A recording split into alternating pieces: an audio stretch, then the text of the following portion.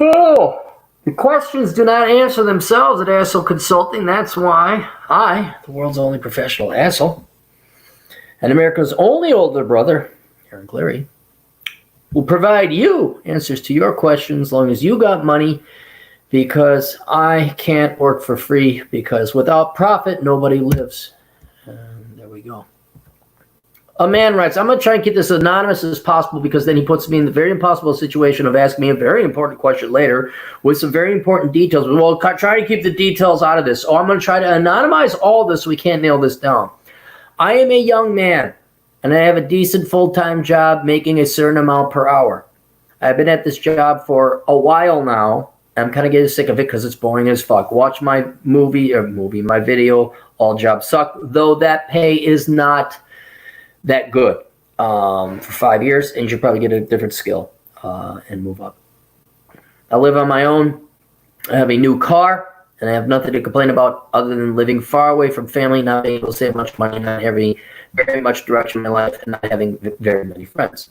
Two of my biggest expenses in my life are the high interest loan and insurance for the newer car and rent for my apartment. If you had bought Bachelor Pad Economics, there's an entire chapter about, and you guys do know that the auto loans are just as big as a problem for young people, millennials and Gen Zers, than the student loan crisis is. Do you know that auto loans are a little bit less, but like 85% the size of the student loan on the average millennial's balance sheet. Do you guys know that? Do you know not to buy cars you can't afford? Or is it YOLO, am I right, only once? That's the burr in my side. That's the thorn in my side, the burr in my saddle, how people keep buying new fucking cars they can't afford.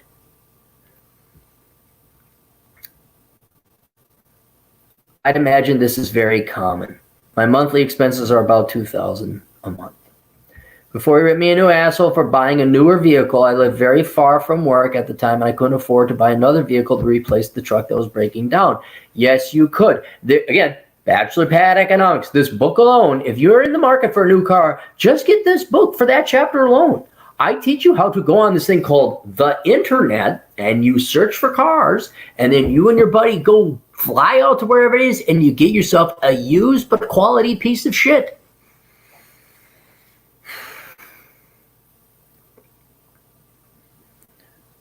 And if your truck is breaking down, then you fix it. And my grandma convinced/forced me to get the truck by putting a down payment on it before I had made up my mind. Then you say, no, too bad, Grandma. Your grandma's a see you next Tuesday. Your grandma is a bad person. She should be out of your life. I want to get rid of the truck because I don't need something this expensive anymore. As I said, you used to live very far away. Now I only live 5 miles away.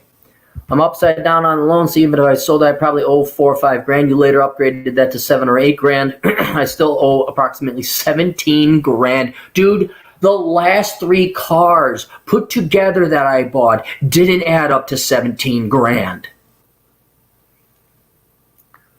With a 10.84% interest rate. Did they lube your asshole up before they fucked you in it? Ladies too, although this is predominantly a male problem.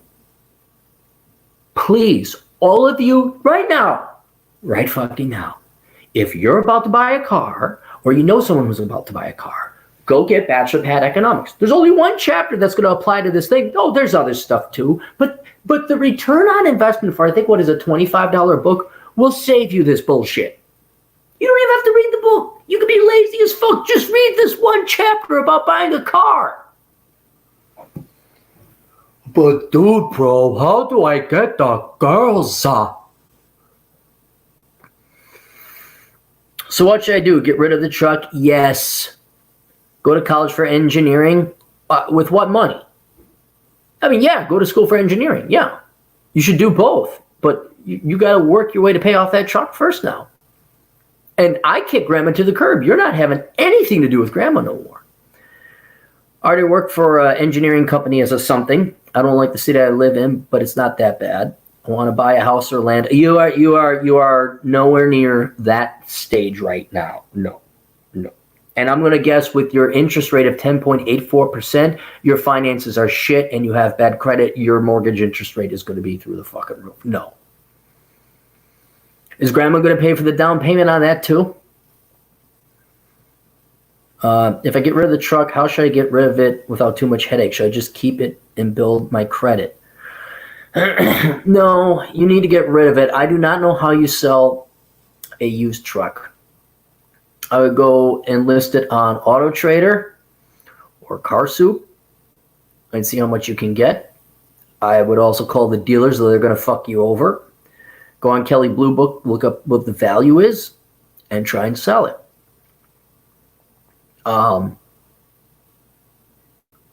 17 grand on the 10 point. I'm too lazy to do the math. I would not sell it for too much of a loss. I mean, obviously get as much as you can, but the more you dick around, the more monthly payment you got to make on that thing. So I would get rid of it. Now, the other thing is to sell it.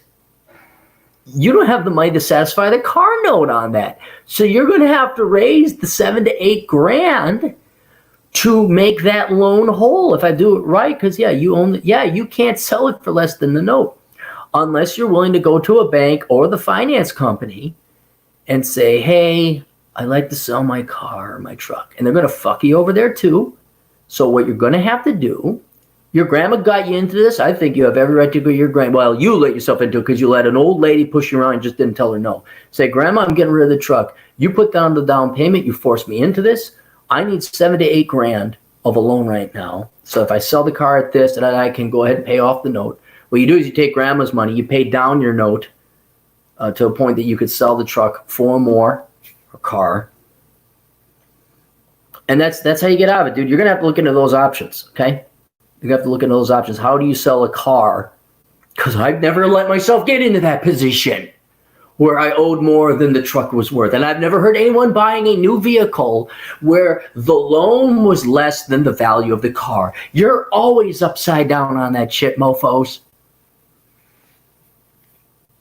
Dude, was it cool driving the sweet rims?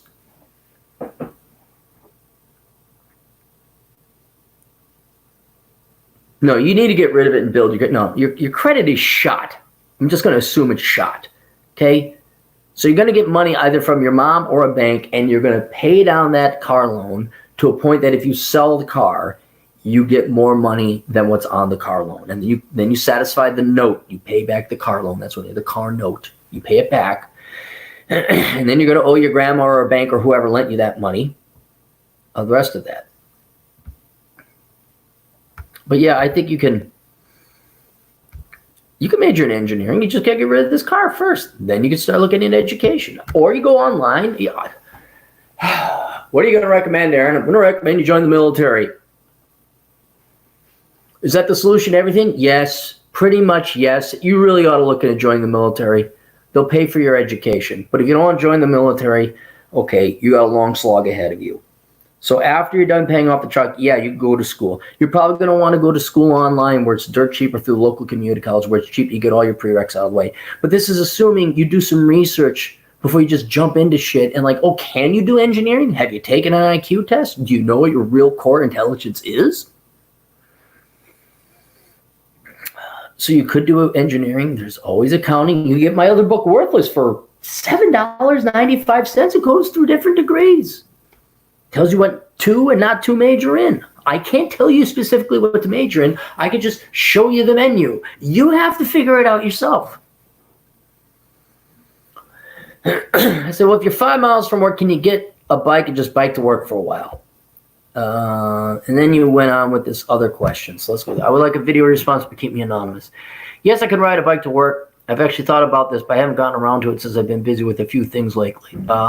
That's mostly taken care of, so I should be able to get a bicycle. It does get pretty cold during fall and winter here in this area, so I'd not be able to use the bike during colder months. I don't know. It's not that cold there. You just got to learn to bike in the snow. I did it. And I was in Minnesota. It's a lot colder there than it is there. As I mentioned, I'm upside down on the tricep because of watching. However, as I said, my boomer grandma, oh, the boomers, the gift that keeps on bringing cancer to society. And circumstances at the time kind of forced me into buying it. I had no real savings or credit history. I had the most, maybe around $1,500 at a time. We both knew that wasn't enough for down payment or to buy it. So she helped me by putting $5,000 on there. Thankful for that, but it's hurt me in the long run. Bachelor pad economics. See, now if I had a girl with big tits and a bikini singing Bachelor pad economics, go buy it and you can play with my boobies, then you dumb motherfuckers would go buy it. But it's just a grumpy old man saying, please buy this book so this shit don't happen to you. You guys aren't going to listen. Bachelor pad economics sandwich between her titties. Oh, okay, finance, economics, all right. Oh. I'm sorry, dude. I'm just pissed off because I can't help you when you fuck yourself. You shot yourself in the foot. Hey, I shot myself in the foot. Well, you did. You did. I guess you better get that patched up, huh? I don't have the Wayback Machine. I can't go back in time. Adventures of Asshole in Time. In this episode, Cappy goes back to 1997 to prevent this young girl from majoring in stupid shit. No, Rebecca, don't major in English. You'll grow up to be a pissed-off feminist spinster and become a teacher who never makes enough money. I've been sent here by your future self. Fuck you, I know what I'm doing. Why did I shoot myself in the foot? And that's the day in the life of Cappy. Don't include too much about this decent stuff. All right. Okay, so you're dating a single mom. Let's put it that way. Can I say that? You're dating a single mom. She's not from this country.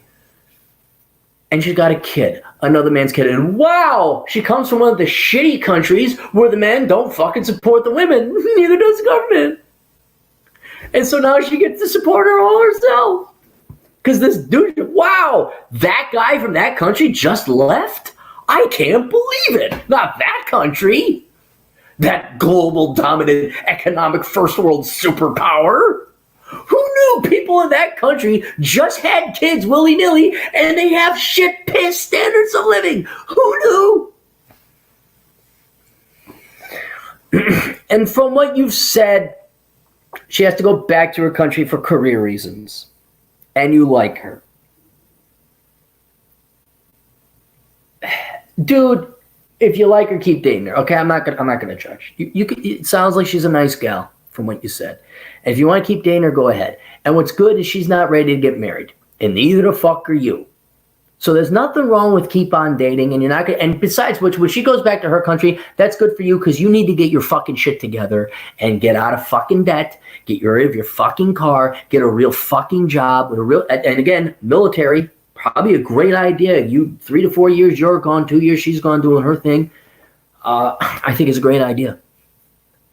They get a GI Bill. Let's face it, dude. You're never going to have the money to afford school. You can't even afford that car. You either at this age you're either working 2 jobs just to get ahead in life, or you're in a legit field, or you're in the military. One of those 3 things. So, frankly, I'd get another job is what I'd do.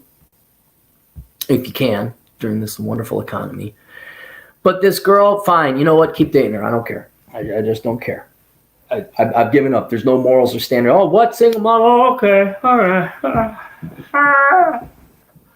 I'm feared. If any of you saw that show. Fine. Fine. Go date her. I don't care.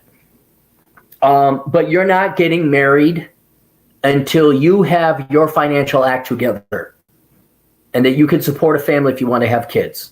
We don't do the pee-pee and the whole gang. Oh, baby.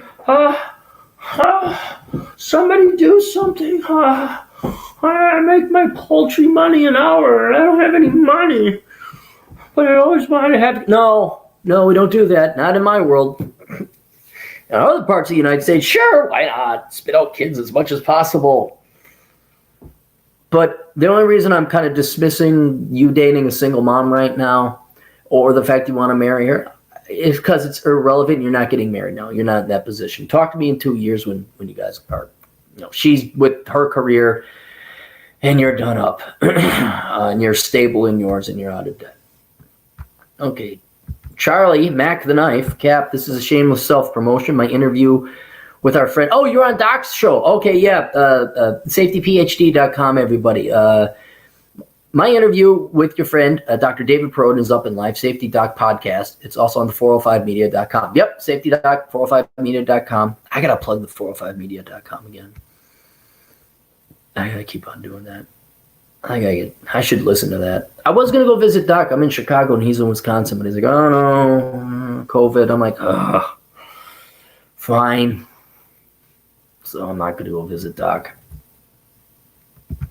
Nonstop Dre, 360 for $2. Aaron equals Oprah's minus the lies and wealth, but saving more lives. It's true. It's true, but that shit's gonna end soon, Dre. That shit's gonna end soon. I want me some of that Oprah money. I'm getting sick and tired of being called an ism because I tell women to major in STEM and minorities to stop having kids they can't afford, giving them all this advice that would actually help them close the gap and become successful. That's bad. It's like, oh, what do you want me to tell you? Oh, big is beautiful and strong, independent, single mother. And how much money will you give me? And you put how many statues of me up on the planet, even though I've literally fucked you out of your life? You'll do that for me? All right. Give me the money. Yes, strong, beautiful, brave, courageous. Go. Aaron Clary, originally, yeah, I'll be a socialist here pretty darn soon. How much money do I make if I tell them the things they want to hear, even though it'll fuck everything up? Give me that fucking money. I'll take it in silver and crypto. Thank you very much. All right, any more super chats we caught up?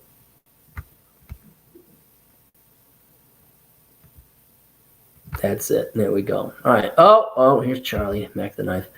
Cap, I think about doing a road trip when things die down and visit both Chad and Cap. I'll keep us in the loop. Charlie, why don't you email me? Let me know where you're at because I'm going to go on a road trip here pretty soon. I'm not waiting for shit to calm down. I'm just leaving. And I'd like to see someone stop me. But yeah, email me. Let me know where you're at. I might be coming through your town. So, all right. We'll see you guys later. Links down below, hassleconsulting.com. Get the book, Bachelor Pad Economics, Poor Richard's Retirement, and How Not to Become a Millennial. All three books address this major financial issue. See you guys later. Toodles.